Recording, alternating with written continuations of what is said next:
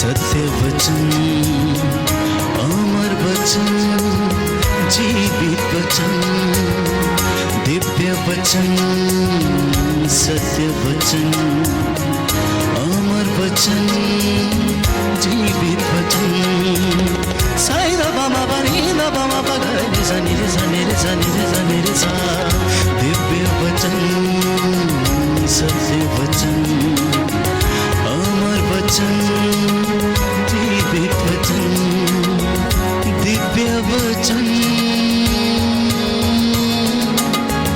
दिव्य वचन।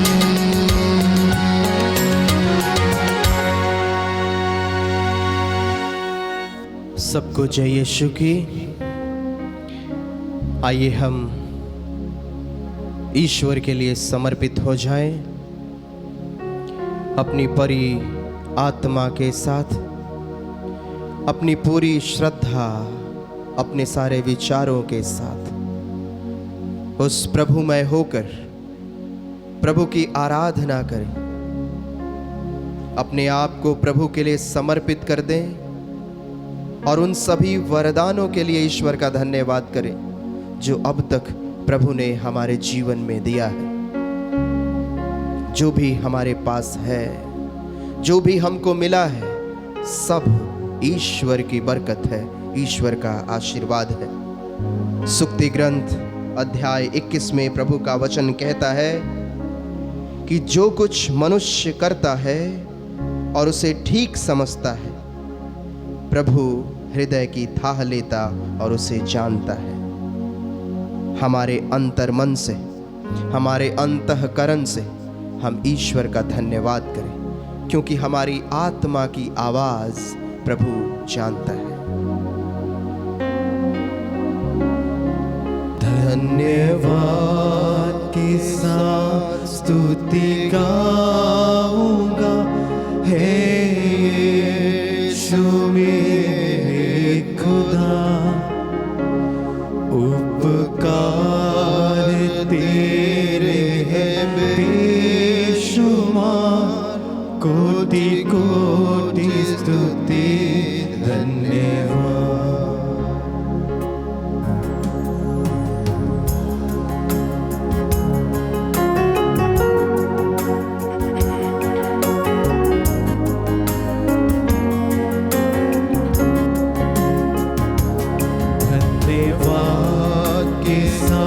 स्तुति गाऊंगा, हे यीशु मेरे खुदा,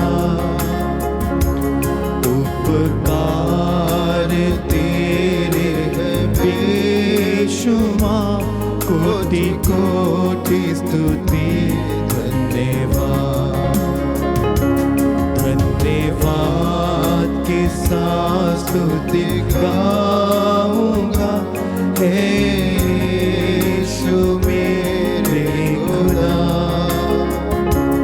उपकार तेरे हैं बेशुमार, कोटि कोटि स्तुति धन्यवाद।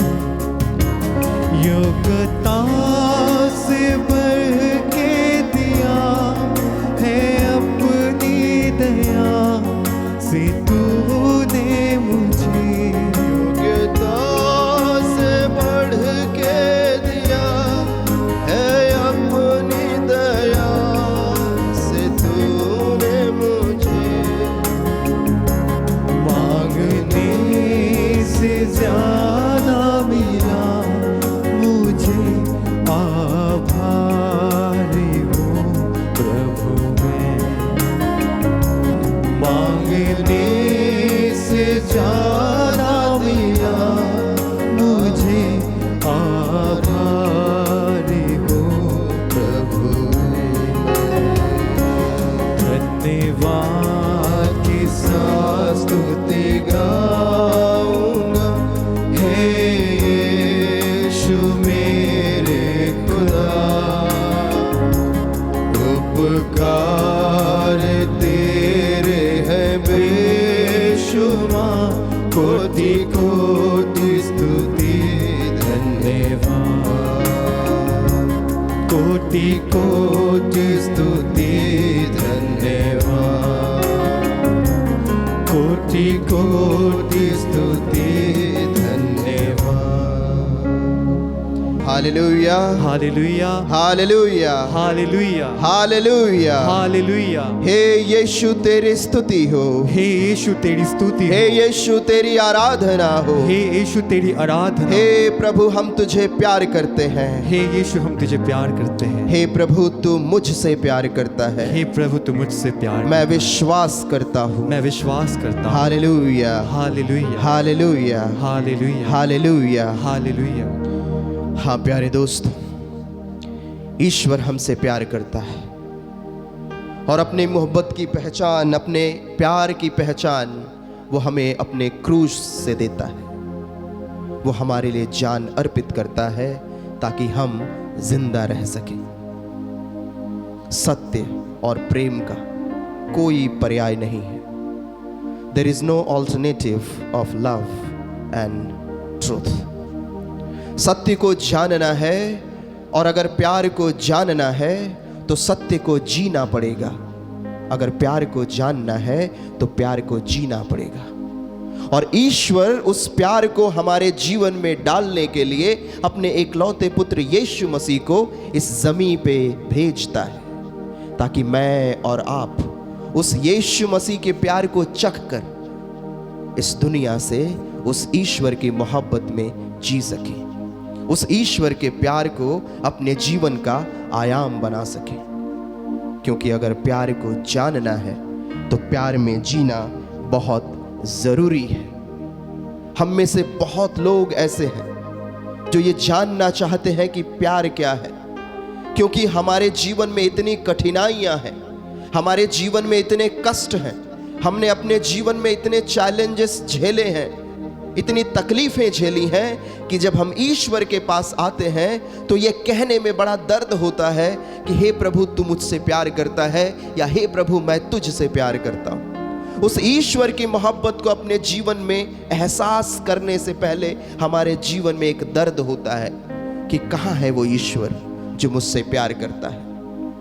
अगर वो यीशु मसीह जो मुझसे प्यार करता है, अगर वो यीशु मसीह इस क्रूस पर मेरे लिए मरता है, तो उस प्रेम का अनुभव मैं अपने जीवन में क्यों नहीं कर पाता हूं। आज हमारा यीशु मसीह आपसे कुछ कहना चाहता है।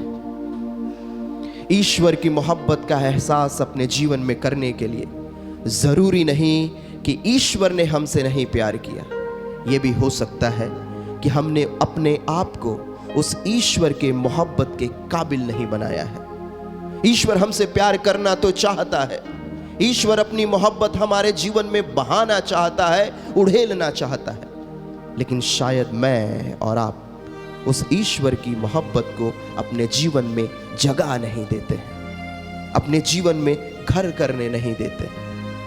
और इसीलिए अगर आपको याद है, पवित्र बाइबल में संत योहन के सुसमाचार अध्याय 18 में जब पिलातुस के सामने यीशु मसीह को लाया जाता है, वो यीशु मसीह से सवाल करता है कि क्या तुम राजा हो?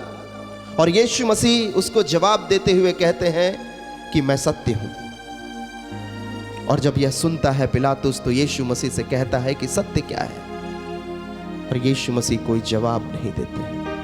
सत्य पिलातुस के सामने खड़ा है, फिर भी पिलातुस सवाल करता है कि सत्य क्या है। वो सिर्फ इसलिए क्योंकि उसने यीशु मसीह को अपने जीवन में जगह नहीं दिया। अगर वो यीशु मसीह को अपने जीवन में जगह देता, अगर यीशु मसीह को अपने जीवन का अंग बनाता, अगर यीशु मसीह की मोहब्बत को अपने जीवन में थोड़ा सा घर करने देता, तो उसे मालूम होता कि यीशु मसीह जो सत्य है वो उसके सामने खड़ा है। और वो ये सवाल नहीं करता कि सत्य क्या है। हम भी अपने जीवन के सत्य को कभी कभी ठुकरा देते हैं, क्योंकि दुनिया की चकाचौंध ने हमें अंधा बना दिया है, क्योंकि किसी और ने हमारे कानों में ऐसी बातें भर दी हैं जो हमें ईश्वर से अलग करती हैं और दुनिया के इस जंजाल में फंसाती चली जाती हैं। और ये बात आज की नहीं है, ये दुनिया की शुरुआत से है। अगर हम पवित्र बाइबल पढ़ते हैं, उसमें जो पहली किताब है, पहला ग्रंथ है उत्पत्ति ग्रंथ। उत्पत्ति ग्रंथ के पहले अध्याय में प्रभु का वचन कहता है कि ईश्वर ने मनुष्य को अपने प्रतिरूप में बनाया। ईश्वर ने आदम को बड़े प्यार से बनाया। ईश्वर कहता है, उत्पत्ति ग्रंथ अध्याय 1 पद संख्या 26 में लिखा है कि ईश्वर ने कहा, हम मनुष्य को अपना प्रतिरूप बनाएं, वह हमारे सदृश हो। आगे फिर वह 27 में भी कहता है कि ईश्वर ने मनुष्य को अपना प्रतिरूप बनाया, उसने उसे ईश्वर का प्रतिरूप बनाया, उसने नर और नारी के रूप में उनकी सृष्टि की। अर्थात आदम ईश्वर की प्रतिरूप में बनाया गया था।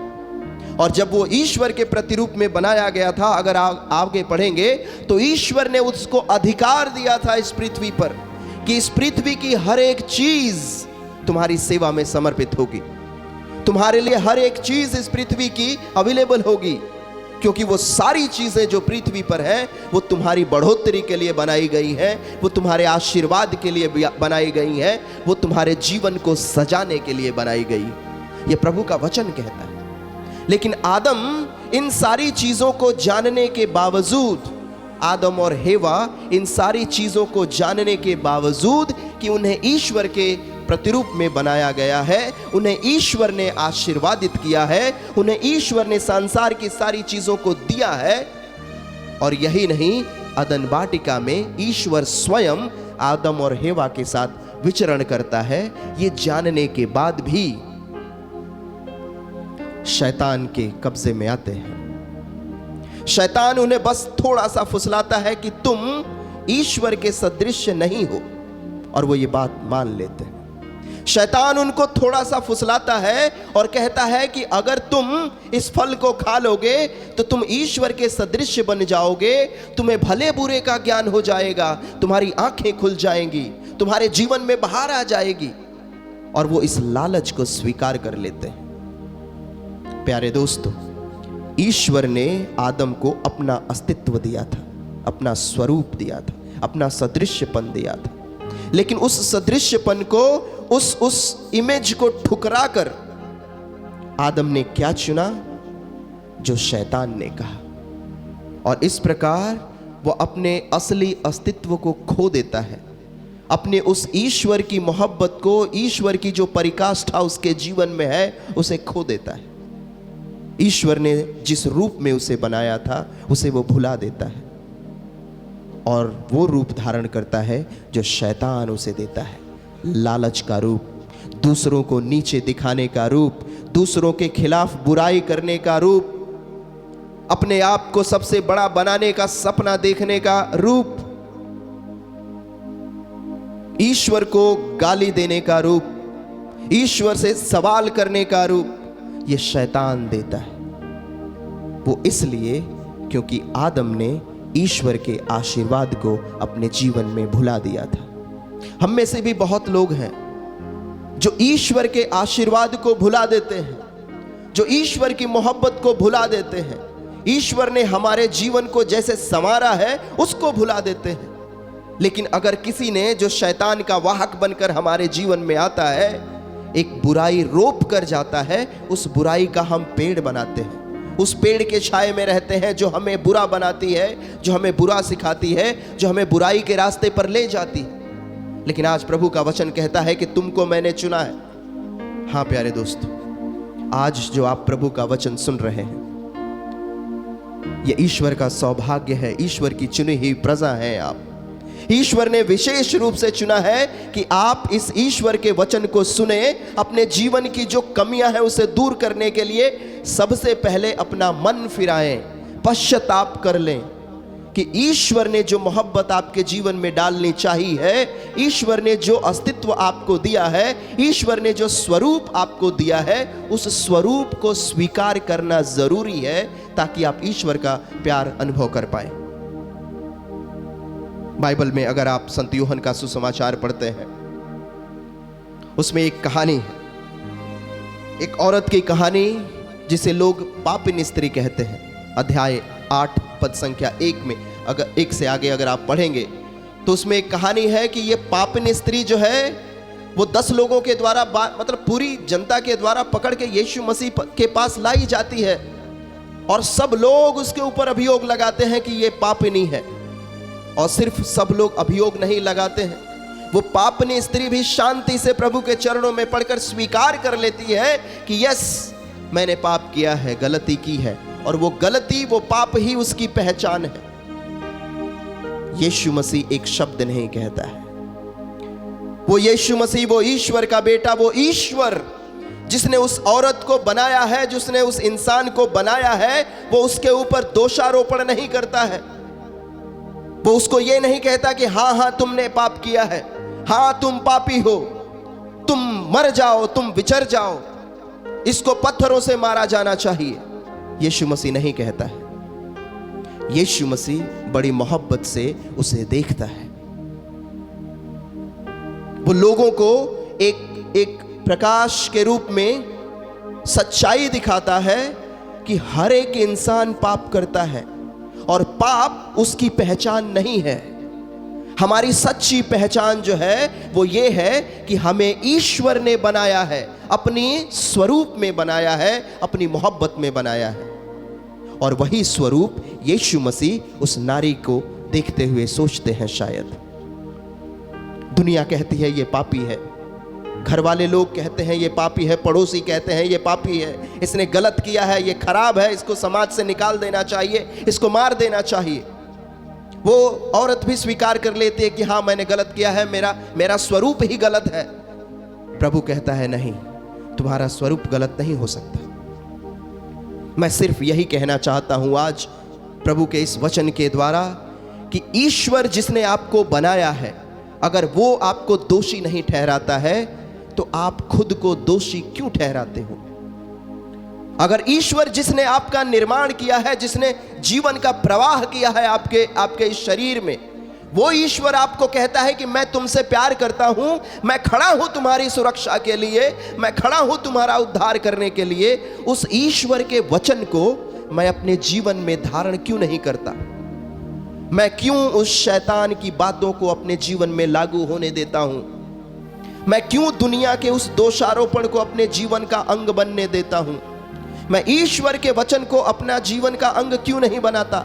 जहां ईश्वर मुझसे वादा करता है कि मैंने तुम्हारा नाम अपनी हथेली पे लिख रखा है, जहां ईश्वर हमसे वादा करता है कि मैंने तुम्हें बहुतों में से चुना है अपनी मोहब्बत में पालने के लिए। क्या मैं और आप शैतान के सारे प्रपंचों को ना कह सकते हैं? शैतान के द्वारा लगाए हुए जो लांछन है हमारे ऊपर, शैतान के द्वारा बनाए हुए जो जाल हमारे लिए बिछाए गए हैं, क्या हम उसको ना कहकर ईश्वर के द्वारा जो मोहब्बत की दुकान बनाई गई है, ईश्वर के द्वारा जो मोहब्बत की दुनिया बनाई गई है, क्या हम उसमें निवास करने के लिए हाँ कह सकते हैं? क्या हम प्रभु के चरणों में आने के लिए अपने आप को समर्पित कर सकते हैं?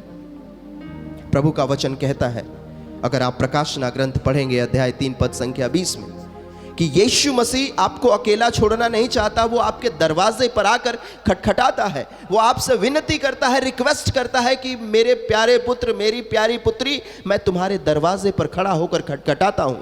अगर तुम दरवाजा खोलोगी तो मैं तुम्हारे घर के अंदर आऊंगा। अगर तुम अपने दिल का दरवाजा खोलोगे, मैं तुम्हारे जीवन में आऊंगा। अगर तुम अपने दिल का दरवाजा खोलोगे, मैं तुम्हारे दर्द को दूर करूंगा। अगर तुम अपने दिल का दरवाजा खोलोगे, मैं तुम्हें तुम्हारे पापों से क्षमा करूंगा। अगर तुम मेरी शरण में हो, मैं तुम्हारा उद्धार करूंगा। वो क्रूस पर मरकर, खून बहाकर हमसे मोहब्बत की पुकार करता है, हमसे मोहब्बत की गुजारिश करता है कि ले लो मेरी मोहब्बत, मेरे लहू से बहता जो प्यार है उसे स्वीकार कर लो, मेरे हाथों से बहता प्यार जो है उसे स्वीकार कर लो। लेकिन हमने शैतान के द्वारा बनाए हुए प्रपंचों को, शैतान के द्वारा बनाया हुआ जो लांछन है उसे स्वीकार करते हैं। दुनिया के द्वारा दिया हुआ जो वेशभूषा है उसे स्वीकार करते हैं, लेकिन ईश्वर के द्वारा दी हुई पहचान ठुकरा देते हैं। मेरे प्यारे दोस्तों, ईश्वर ने मुझे और आपको बनाया है, बड़ी मोहब्बत से बनाया है। आइए हम इसको जानें और उसके जीने की कोशिश करें। मोहब्बत को जानना ज़रूरी है और मोहब्बत को जानने के लिए मोहब्बत को जीना ज़रूरी है। दुनिया से कंपेयर करने की ज़रूरत नहीं है। दुनिया को देखकर हमें ईश्वर से वरदान मांगने की ज़रूरत नहीं है। हमें ईश्वर का हो जाना है ताकि ईश्वर स्वयं हमारे जीवन में अपने प्रकाश को डाल सके। आपने वो कहानी सुनी होगी जिसमें एक दो भिखारी हैं, वो चर्च के सामने पड़े रहते हैं, लोगों से भिक्षा मांगते हैं। लेकिन जब लोग भिक्षा देने आते हैं तो देखते हैं कि एक भिखारी जो है वो कोढ़ी है, लेपर है, और दूसरा भिखारी जो है वो लंगड़ा है। लोग जो कोढ़ी भिखारी है उसको ज़्यादा पैसा देते हैं और जो लंगड़ा है उसे कम पैसा देते हैं। ये बात देखकर लंगड़े को बहुत दर्द होता है कि कोढ़ी को ज़्यादा पैसा दिया जा रहा है, मुझे नहीं। फिर वो चर्च की तरफ मुड़ता है और प्रभु से प्रार्थना करने लगता है कि प्रभु मुझे भी ज़्यादा पैसा चाहिए, इसलिए मुझे भी कोढ़ी बना दो। वो रोज प्रार्थना करता है कि मुझे कोढ़ी बना दो, मुझे कोढ़ी बना दो। और ऐसा होता है कि एक दिन वो कोढ़ी बन जाता है और तब उसे एहसास होता है कि मेरे पहले की जो स्थिति थी वो इस स्थिति से बेहतर थी। पहले का जो आशीर्वाद था वो इस आशीर्वाद से बहुत बेहतर था। हम लोग दुनिया की चीज़ों को पाने के चक्कर में इतने अंधे हो जाते हैं कि हम ईश्वर से क्या वरदान मांग रहे हैं हमें नहीं पता। हम अपना विध्वंस मांगने लग जाते हैं। हम ईश्वर की मोहब्बत मांगने की बजाय, अपने असली अस्तित्व को जीने की बजाय हम विध्वंस मांगते हैं अपने जीवन में। लंगड़ा था, कोढ़ी नहीं था, वो बेहतर था, लेकिन फिर भी वो लंगड़ा अपने आप को कोढ़ी बनाना चाहता है सिर्फ इस दुनिया के चंद पैसों के लिए। क्या हम भी ऐसा करते हैं? क्या हम भी ऐसा कुछ करते हैं कि हमें कुछ चीज पानी है और हम रिश्तों को तोड़ते चले जाते हैं? हमें कुछ चीज पानी है और हम अपने भाइयों को छोड़ते चले जाते हैं। हमें कुछ पैसे कमाने हैं, हम अपने घर वालों को धोखा देते चले जाते हैं। हमें कुछ चीज पानी है, हमने दूसरों का लूटना शुरू कर दिया है। हम अपने ऊपर बहुत सारा श्राप बटोरने लग जाते हैं सिर्फ इन दुनिया की चीजों को पाने के लिए। और उसके बाद जब ये दुनिया की चीजें हमारे जीवन को कस लेती हैं, पकड़ लेती हैं, जंजाल में फंसा लेती हैं, तब हम सवाल करने लग जाते हैं कि अगर ईश्वर प्यार करता है तो कहाँ है? वो ईश्वर प्यार करता है, क्रूस पर बाहें फैलाकर आपको कहता है कि मैं तुमसे प्यार करता हूं और चाहता हूं कि तुम मेरी मोहब्बत में जीना शुरू कर दो। जो मोहब्बत तुमको दी गई है उस मोहब्बत का, उस प्यार का एहसास करना शुरू कर दो। अपने जीवन में आने वाले शैतानिक प्रपंचों को नकारना शुरू कर दो। दुनिया के लालच को, दुनिया की विवशता को अपने ऊपर हावी होने मत दो। पहचान लो कि तुम्हारा नाम ईश्वर ने अपनी हथेली पर लिखा है। प्रभु का वचन कहता है संत यूहन्ना के सुसमाचार अध्याय 1 पद संख्या 16 में कि ईश्वर की कृपा से, ईश्वर की परिपूर्णता में हम सबों को अनुग्रह पर अनुग्रह मिला है। आइए हम यीशु मसीह के उस अनुग्रह को धारण कर लें, यीशु मसीह के उस अनुग्रह को अपने जीवन में प्रवाहित कर लें, ताकि हमारा जीवन छोटा हो या बड़ा हो बट ईश्वर में सुखी हो, ईश्वर की मोहब्बत में बना रहे। आइए हम भजन गाकर उस ईश्वर का धन्यवाद करें।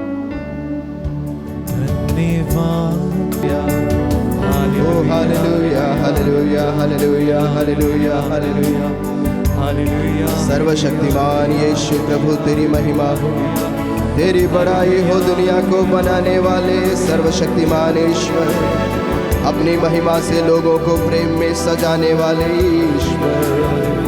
तूने अपनी महिमा से लोगों को तेरे प्रेम में बनाए रखने के लिए अपने पुत्र को न्यौछावर किया, अपने पुत्र को क्रूस पर मरने दिया ताकि मानव जीवन में बाहर आए, मानव जीवन मुक्त होने पाए और तेरी महिमा में सम्मिलित होने पाए।